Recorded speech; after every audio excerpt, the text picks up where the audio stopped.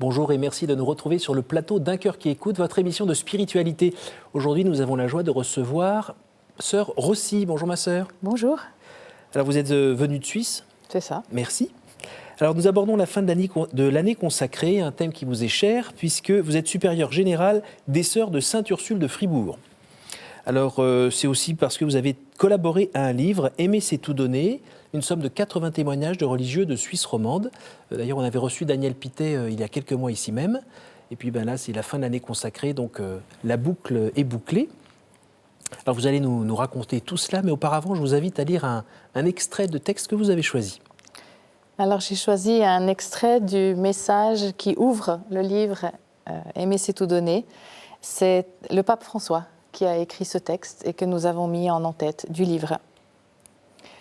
Je voudrais vous dire un mot, et ce mot, c'est la joie. C'est cela la beauté de la consécration, c'est la joie. Il n'y a pas de sainteté dans la tristesse. La joie n'est pas un ornement inutile, elle est exigence et fondement de la vie humaine. Dans les soucis quotidiens, chaque homme et chaque femme aspire de tout son être à atteindre la joie et à y demeurer. Dans le monde, il y a souvent un déficit de joie. Nous ne sommes pas appelés à accomplir des gestes épiques, ni à proclamer des paroles retentissantes, mais à témoigner de la joie qui vient de la certitude de se sentir aimé, de la confiance d'être sauvé. Alors vous lisez donc le sponsor numéro 1 de ce livre. C'est ça. Le pape qui a choisi de soutenir cette initiative. Pourquoi vous avez choisi spécifiquement ce texte parmi les 80 témoignages de ce livre ? Parce que je pense qu'en fait, c'est un message très important que le pape et l'Église et les consacrés doivent proclamer au monde, ce thème de la joie. C'est pas forcément quelque chose de facile dans le monde d'aujourd'hui et c'est pas une joie superficielle, une joie factice. C'est une joie qui peut s'accompagner de souffrances, qui peut s'accompagner de moments difficiles, mais c'est une joie qui doit être le moteur d'une vie donnée au Christ et donnée aux autres. C'est de la joie dont parle le Christ quand il dit « celle-là, nul ne pourra vous l'enlever ». C'est celle qui donne sens à votre vie. Alors aimer, c'est tout donner, c'est ce qui rend joyeux ? Alors c'est une façon. C'est pas tout donner comme quelqu'un qui n'aurait plus rien, mais c'est tout donner pour aimer. C'est ça. Le but, c'est pas le don en soi. Le but, c'est l'amour. Le don en vue de l'amour. Alors on va revenir sur l'histoire un petit peu étonnante de ce livre. Alors aujourd'hui, il a été publié, dites-nous le dernier chiffre, parce qu'on est un petit peu perdu. Ça augmente tout le temps ? Ça augmente tout le temps, ça c'est clair. Je pense qu'on en est à peu près à 600 000 exemplaires aujourd'hui, répartis sur tous les continents, du Canada au Vietnam, en passant par le Brésil, la France, le Tchad, etc. Donc, comment vous avez réagi quand Daniel Pittet vous a proposé ce projet en novembre 2013 ? Alors en fait, lorsqu'il s'est approché de moi pour me dire « écoute, j'ai envie de faire quelque chose pour remercier la vie religieuse de tout ce qu'elle a fait pour moi. Ce sont des religieuses qui m'ont permis d'être debout dans la vie. J'aimerais faire quelque chose pour les remercier. » Je lui ai dit « mais tu veux faire quoi ?» En même temps, je sais que lorsque Daniel a une idée, il ne faut pas l'écarter tout de suite. Il a déjà prouvé par divers projets que ses idées pouvaient aboutir à de très belles choses. Donc je lui ai dit « on va réfléchir et on va voir ce que ça donne ». Et peu de temps après, nous avons appris que le pape François déclarait l'année 2015 comme année de la vie consacrée. Donc on l'a vu comme un signe aussi et on s'est dit qu'il faut faire quelque chose. Alors on a créé un petit comité et on s'est posé la question de ce que l'on allait faire. Et comme on avait de la peine à trouver ce qu'on voulait faire, parce qu'on ne savait pas vraiment, on a commencé par faire la liste de ce qu'on ne voulait pas faire. Et on s'est dit qu'on ne voulait pas faire un livre d'art, qu'on ne voulait pas faire un livre de prière, qu'on ne voulait pas faire un livre de théologie, qu'on ne voulait pas faire un livre de prosélytisme. Et finalement, on s'est dit, mais qu'est-ce qui reste ? Et on s'est dit qu'il restait les témoignages. Donc on est parti dans l'idée de faire un livre pour l'année de la vie consacrée qui recenserait un certain nombre de témoignages provenant de consacrés de Suisse romande. C'était prévu vraiment localement pour la Suisse romande. Et le premier tirage était prévu à 10 000 exemplaires, pas plus. Et on se disait, si on arrive déjà à écouler 10 000 exemplaires, ce sera beaucoup. Et vous avez ramassé à peu près 300 à 400 témoignages ? Voilà. Donc au mois de juin 2014, on avait à peu près 300-400 témoignages. Tout était prêt, on était prêt à imprimer au mois de septembre. Et voilà qu'au début octobre, Daniel a eu l'idée, et si on demandait un texte au pape, une préface du pape. Et grâce à des relations avec la garde suisse, il a réussi à obtenir un rendez-vous auprès d'un des secrétaires du pape, Monseigneur Karcher. Et il était donc parti pour Rome. Le manuscrit avait été envoyé auparavant. Et lorsque Daniel Pittet est arrivé auprès de Monseigneur Karcher lui a dit « Écoutez, j'ai montré le manuscrit du livre au pape ce matin et il m'a dit qu'il désirait vous voir personnellement. » Oups. Donc, il a été introduit auprès du pape, il a été très surpris, le pape lui a servi lui-même un café, et il lui a posé un certain nombre de questions très directes en lui disant « Est-ce que tu peux changer quelque chose à ce livre? Est-ce que c'est toi qui es le responsable de ce livre ?» Et puis il a dit « Voilà, oui, on peut. » Alors le pape lui a dit « J'ai beaucoup aimé tous les témoignages qui sont là, c'est vraiment le discours que j'aimerais transmettre aujourd'hui, mais le titre est complètement nul. Peux-tu le changer ?» Je dis « Oui, vous voulez quoi, Saint-Père ?» On avait mis comme titre « La vie consacrée témoignage ». Et le pape nous a dit à Daniel « Mais en fait, ça, c'est un titre pour un travail universitaire, un travail de recherche, un travail d'exposé de la vie consacrée. Je voudrais quelque chose de missionnaire. » Et Daniel lui a dit « Mais vous voulez quoi ?»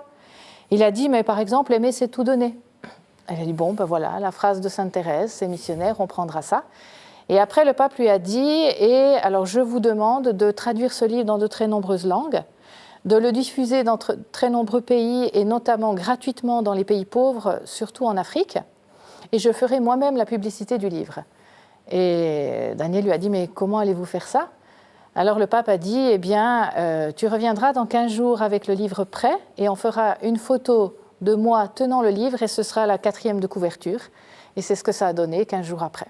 D'accord. Il lui a parlé aussi d'un bout de Saint-Joseph, je crois. Alors après, Daniel lui a dit, mais en fait, comment est-ce qu'on va financer ça? D'abord, on n'est pas des professionnels de l'édition.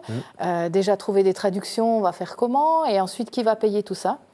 Et le pape lui a dit, l'Esprit Saint est là pour vous aider à trouver les différentes façons de traduire, de diffuser ça.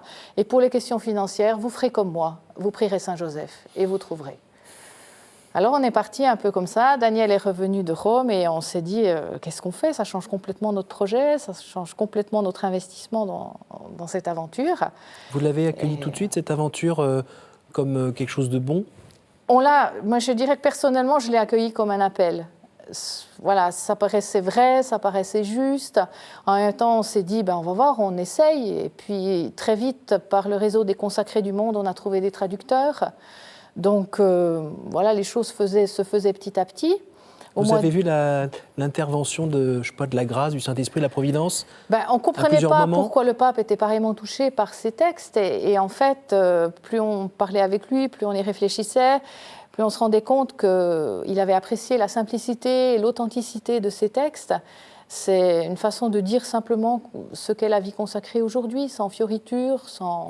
Et ça vous a fait du bien, vous, personnellement? Ah oui, ça a été une grande joie, vraiment, ça a été une grande joie de se dire, voilà, d'être associé à cette œuvre d'évangélisation. Et on a eu l'occasion à Rome, alors c'est sûr, de rencontrer plusieurs personnes ou des proches de la vie consacrée, le cardinal de Avis et d'autres personnes, et qui nous ont dit chaque fois, le pape compte sur vous aussi pour diffuser ce message de la joie, pour l'aider à accomplir sa mission. Donc voilà, on est parti un peu dans cette aventure. Et au mois de janvier, quand on est allé présenter le livre au pape, il était prêt, il est sorti le 2 février de cette année. Le pape nous a dit, écoutez, je veux le livre en chinois. Il rentrait des Philippines, et voilà. Donc chaque fois qu'on le rencontre, il y a quelque chose de plus. À l'heure actuelle, nous avons 14 langues. Et vous avez prévu notamment de le distribuer pour les JMJ à Cracovie. Voilà, deux gros défis qui nous restent maintenant, c'est de continuer à le diffuser en Afrique. Il y a plus de 40 000 livres qui ont déjà été envoyés. Et là, toute la logistique a été prise en charge par le Vatican, par le Bureau des marchandises de la Secrétaire d'État du Vatican. Et puis les JMJ. Alors là, nous préparons un livre un peu raccourci pour les jeunes, pour qu'il soit plus facile, plus manipulable. Et il sera diffusé, là, il sera distribué aux jeunes au mois de juillet en 14 langues. Alors, est-ce que ce coup de projecteur sur la vie consacrée, autant par l'année qui a été consacrée que par le succès de ce livre et le soutien du pape. Est-ce que ça vous a touché personnellement, alors que la vie consacrée, on va dire en Suisse comme en Europe, c'est pas forcément quelque chose qui attire et qui attire beaucoup de monde? Alors, on s'est rendu compte qu'en fait, ça nous a permis d'approfondir notre foi dans cette forme de vie qu'est la vie consacrée. Et nous avons toutes été, et tous, les consacrés aussi, hommes et femmes, été sollicités pour approfondir cette vocation qu'on avait reçue. Et peut-être avec les années, elle a tendance à devenir quelque chose de normal ou de banal, ou qui n'a plus beaucoup de succès, ou qui n'est pas très médiatique, qui n'est pas très visible. Et pourtant, on se rend compte que c'est vraiment une question de foi, une question de permettre à cette forme de vie d'exister dans le monde pour signifier essentiellement cette fraternité humaine qui est appelée à trouver sa plénitude dans le royaume, mais a déjà existé ici. On nous appelle sœurs, mais on n'a rien de commun, sinon cet appel à vivre en frères et sœurs et à développer cette fraternité universelle. Alors cet appel, comment vous l'avez entendu? Juste pour préciser, vous êtes la deuxième de votre famille, c'est ça, et puis vous avez notamment un frère qui avait un handicap. Vous pouvez nous parler un petit peu de ce lien entre ce handicap et votre vocation? Alors j'ai un frère aîné handicapé qui est né l'année qui m'a précédée, donc on était très proches au niveau des âges. Et puis c'est vrai que de ce fait-là, dès ma plus tendre enfance, j'ai été confrontée au regard que les gens pouvaient porter sur ce frère pas comme les autres.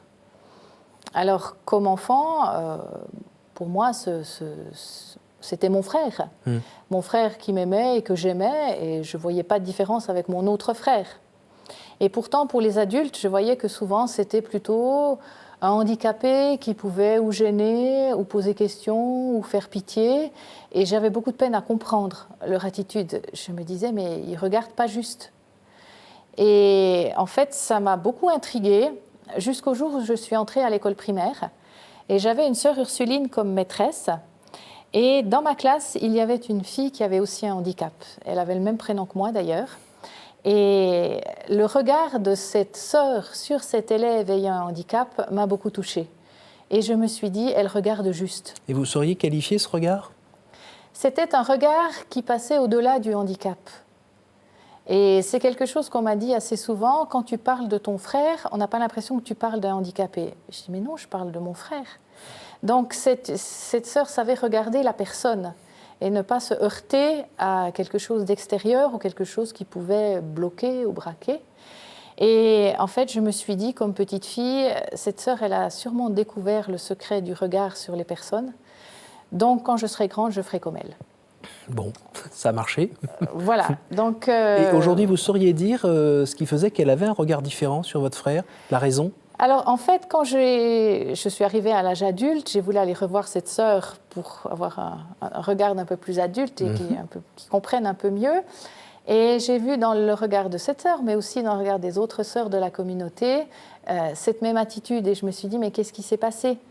Et plus je les côtoyais, plus je les fréquentais, plus je me rendais compte qu'elles avaient passé par tout un lot d'étapes de purification du regard, de conversion du regard, d'abnégation aussi, de dépassement de ce qui pouvait être égoïsme, de ce qui pouvait être jugement, de ce qui pouvait être regard superficiel. Et j'ai compris, en les regardant, que c'était dans l'intimité avec le Christ qu'elles avaient pu trouver ce chemin, trouver cette voie. Mais il avait fallu que quelqu'un leur ouvre un peu les yeux ou pas? Sur ces réalités, sur ces différences, vous ne savez pas? Alors, je ne sais pas, mais je sais que dans l'intimité avec le Christ, il y a cette purification qui peut s'exercer. Et moi, ça m'a apparu comme mon chemin pour me permettre de vivre ma vie chrétienne, de vivre ma vie de témoin de Jésus-Christ, parce que dans les évangiles, le Christ, il a ce regard-là. Alors, votre frère croyait fortement en Dieu lui aussi? Oui, alors mon frère, qui a eu beaucoup de difficultés au niveau scolaire, donc j'ai beaucoup aidé à ce niveau-là, ça a aussi orienté mon futur métier d'enseignante, ça c'est clair. Mais il avait un regard très très lumineux, c'était quelqu'un de très doux, quelqu'un qui avait des relations exceptionnelles avec tout son entourage, quelqu'un que je n'ai jamais entendu se plaindre. et qui depuis tout petit nous disait qu'il souhaitait être prêtre. Et alors nous, on écoutait ça en disant, ben voilà, nous sommes point d'interrogation par rapport à ça, on n'a aucune idée de ce que ça peut vouloir dire et donner. Et puis, comme adulte, quand il maintenait vraiment son désir, nous avons cherché ensemble s'il existait quelque chose. Et un moine de l'abbaye cistercienne d'Autrive nous a donné l'adresse... Donc du côté de Fribourg. Du côté de Fribourg. Nous a donné l'adresse des moines de Notre-Dame d'Espérance, dont la maison mère est en Picardie. Et du coup, il est allé voir et il est resté. C'est un peu spécial Donc là-bas. ce sont des moines bénédictins qui ont été fondés par un moine bénédictin qui était maître des novices dans une grande abbaye bénédictine et qui voyait qu'il ne pouvait pas garder certaines personnes en raison de leur fragilité physique. Donc il a demandé pour pouvoir sortir de la communauté et créer cette congrégation de Notre-Dame d'Espérance. Et alors là, il a vécu 25 ans à peu près. Et il est décédé en 2007 après avoir été prêtre depuis 1993. Voilà. C'est fou. Oui, c'est un très gros parcours. Alors, très souvent, on se disait l'un à l'autre, toi, tu m'as tout appris. J'ai dit, non, non, c'est toi qui m'as tout appris. Voilà. On a une très grande proximité, une très grande fraternité qui nous a aidés et soutenus. Quand lui est retourné vers le Père, oui. Vous étiez déjà bien engagé dans votre vie religieuse, parce que vous êtes engagé vers 20 ans à peu près. Voilà, c'est ça. Ouais. Vous avez eu l'impression d'être amputé Non, parce que en fait, en 2007, mes sœurs m'ont demandé d'exercer le service de supérieur général. Et puis, donc pour la Suisse, pour les Tchad. sœurs qui dépendent de Fribourg, donc il y a des sœurs en Suisse, des sœurs au Tchad, et nous collaborons avec les sœurs de Sainte-Ursule au Congo également.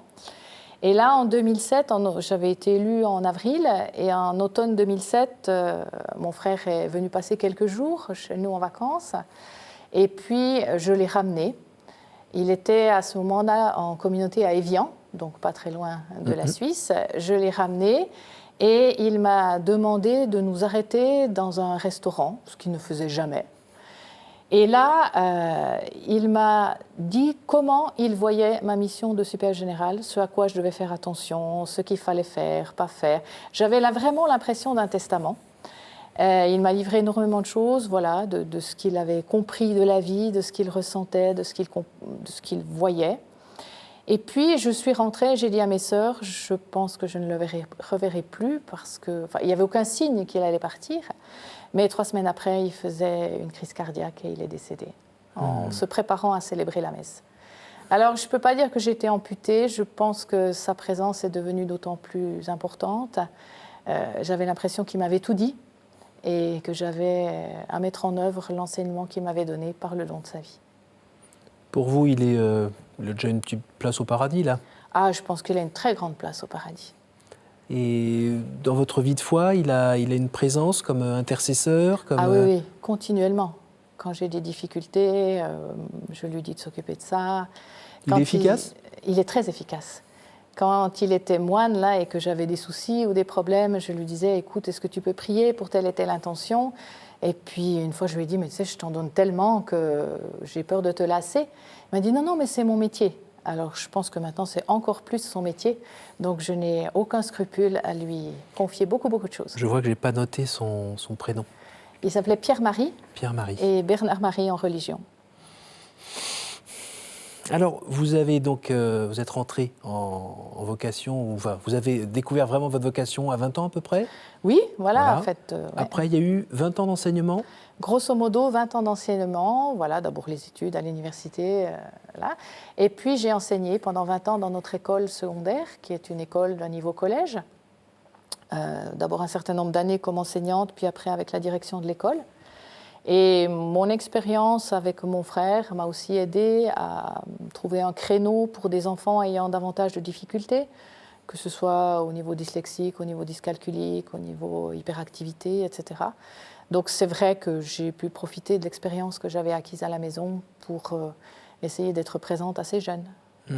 Ça a permis de porter encore du fruit, davantage de fruits. Voilà, je pense que je me suis dit, je ne vais pas laisser moisir ce que j'ai pu apprendre, donc autant le partager avec tous ceux qui en auraient besoin. Qu'est-ce que ça change dans le regard porté sur les enfants, entre guillemets, à problème, quand on les regarde, justement avec ce regard plein de Jésus, je ne sais pas comment dire? Alors, pour moi, c'est un peu difficile à dire parce que j'ai toujours vécu avec le handicap. J'ai connu des familles où l'enfant ayant un handicap est arrivé en fin de fratrie. Alors là, les aînés ont connu autre chose. Mais moi, j'ai toujours connu ça. Donc, je ne sais pas très bien ce que c'est autre chose. Aujourd'hui, voilà. nous sommes dans des sociétés où les personnes différentes comme ça, on a plutôt envie de les mettre dans un placard, loin. Et ça ne veut rien dire, apparemment, pour les gens qui n'y sont pas confrontés, de dire que le handicap apporte quelque chose, ça n'a pas de sens pour vous. C'est l'inverse? Pour moi, c'est une évidence que le handicap force à avoir un regard plus profond, moins superficiel, et qui permet de découvrir des richesses cachées, des valeurs qui n'apparaissent pas au premier abord, ou alors qui ne sont pas forcément selon les créneaux des stars ou de la publicité. Voilà. C'est sûr. Ouais. Et finalement, voir Jésus dans l'autre, ça veut dire quelque chose pour vous? Ah oui, voir Jésus dans l'autre, c'est avoir la possibilité de rejoindre justement le fond de la personne. Si je suis convaincue que chaque personne est habitée par le Christ, je vais essayer de rejoindre le Christ au cœur de cette personne pour rejoindre ce que cette personne a de plus beau en elle et, si possible, l'aider à faire émerger ce beau qui existe en chacun. On sent la pédagogue aussi. Et si on regarde sur toutes ces années de vie consacrée, votre relation au Christ, vous l'avez vu évoluer? Je pense qu'elle a évolué, j'espère aussi qu'elle a évolué. Je pense qu'elle s'est... La vertu d'espérance, c'est beau. C'est ça. Hein. Je pense qu'elle s'est simplifiée, je pense qu'elle s'est purifiée. Je pense que le Seigneur m'aide aussi à trouver de plus en plus pour chaque personne qui m'entoure et que je côtoie une attitude la plus ajustée possible. Alors, il y a encore beaucoup de fragilité, beaucoup d'erreurs, beaucoup de jugement, d'exclusion, mais c'est un chemin de conversion qui m'apporte de plus en plus de paix et de joie. Et avec votre expérience, est-ce qu'il y a des chemins où vous êtes engagé qui n'étaient pas les bons et que vous pourriez nous transmettre, justement, dans cette recherche d'amélioration de sa vie de foi, les écueils? Eh bien, un jour, j'ai entendu dans une conférence une personne qui disait « Dans la vie, un jour, il faut choisir ou avoir raison ou être heureux ». Et c'est une phrase qui m'avait beaucoup touchée et je me suis dit, je vais essayer de voir à chaque occasion quand je veux vraiment avoir raison et en fait ce que ça produit. Et ça m'a aidée à quitter un peu aussi ce chemin de malheur qui était de vouloir avoir raison. Pourquoi? Pour qui n'apporte rien. On arrive à la fin de cette émission. Je vais vous poser les 3 questions rituelles. Quel conseil donneriez-vous à quelqu'un qui vous dirait « J'ai envie de rencontrer Dieu, par quoi dois-je commencer ?» Je crois que je lui dirais de commencer par lire les évangiles et de parler de cette lecture avec un témoin de Jésus-Christ. Un témoin de Jésus-Christ, c'est... Qui peut être quelqu'un qui a découvert le Christ dans sa vie, quelqu'un qui a une relation avec lui et qui a envie d'en vivre. Quel est votre héros, votre saint, la personne que vous trouvez admirable ? Alors, j'ai beaucoup d'admiration pour notre fondatrice, Anne de Xaintonge, qui était une pédagogue révolutionnaire pour son époque. Et voilà, j'ai vécu une belle expérience de rencontre avec le pape François à Rome plusieurs fois, notamment à Sainte-Marthe. Et c'est vrai que il m'a beaucoup touchée. Au jour du jugement, qu'aimeriez-vous que Dieu vous dise ? Je pense que j'aimerais qu'il me dise continue de m'aider à répandre l'amour sur la terre. Merci beaucoup, ma sœur. Merci beaucoup pour ce témoignage, ce partage, cet enthousiasme et puis cette incitation à partager la joie et à vivre de la joie. Pour en savoir davantage sur les sœurs de Sainte-Ursule de Fribourg, je vous invite à aller à Fribourg, bien sûr, ou sinon sur le site qui est indiqué en bas de votre écran, fribourg.sainte-ursule.org. Donc je rappelle que pour les plus jeunes, le livre « Aimer, c'est tout donner » sera distribué au JMJ de Cracovie cet été. Sinon, je vous invite à à revoir cette émission et bien sûr à la partager grâce à notre site ktotv.com. Merci ma sœur, merci pour votre fidélité. Au revoir.